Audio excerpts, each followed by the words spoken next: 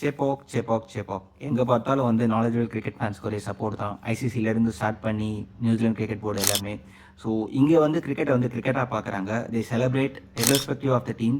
ஒரு கிரிக்கெட்டை செலிப்ரேட் பண்ணுற ஒரு க்ரௌட் வந்து இங்கே இருக்காங்க. ஆப்வியஸ்லி 2 மேட்சஸ்க்குமே ஒரு நான் இந்தியா மேட்சஸ்க்கு வந்து 21,000+ க்ரௌட் வந்திருக்காங்க அட்டண்டன்ஸ்க்கு.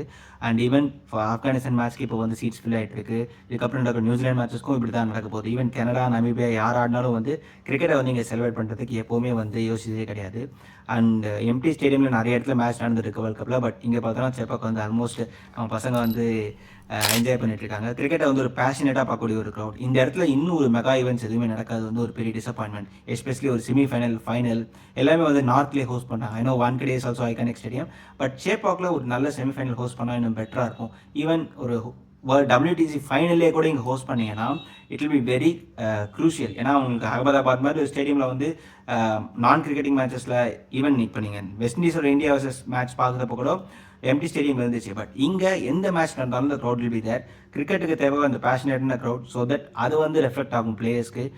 அதுதான் இப்போ நடந்துட்டுருக்கு இந்த ஐசிசி வேர்ல்ட் கப் ஈவெண்ட்ஸில். We have one more semifinal which is to be decided.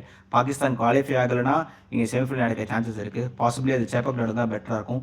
Even சேப்பாக்கில் வந்து பாகிஸ்தானே வந்து ஆடினாலும் அந்த கிரிக்கெட்டை செலிப்ரேட் பண்ணக்கூடிய ஃபேன்ஸ் தான் சேப்பாக்கில் இருப்பாங்க.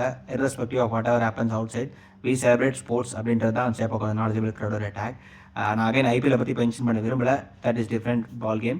அது வந்து ஒரு வேறு விஷயம். பட் சேப்பாக்கில் ஒரு ப்ராப்பர் கிரிக்கெட் மேட்ச் நடந்தால் ஒரு ஃபீஸ்ட் மாதிரி இருக்கும், ஒரு ஃபெஸ்டிவல் மாதிரி இருக்குன்றதுக்கு last 2 matches example. So I expect more games இந்த மாதிரி சேப்பாக்கில் நடந்து அந்த நாலேஜபிள் க்ரௌட் டேக் வந்து ஜென்ரேஷனலாக கொண்டு போகணுன்றது தான் என்னோட ஆசை. பிகாஸ் நானும் அதில் ஒரு பார்ட் அப்படின்றதுல இங்கே சொல்லிக்கிறேன். தேங்க்யூ.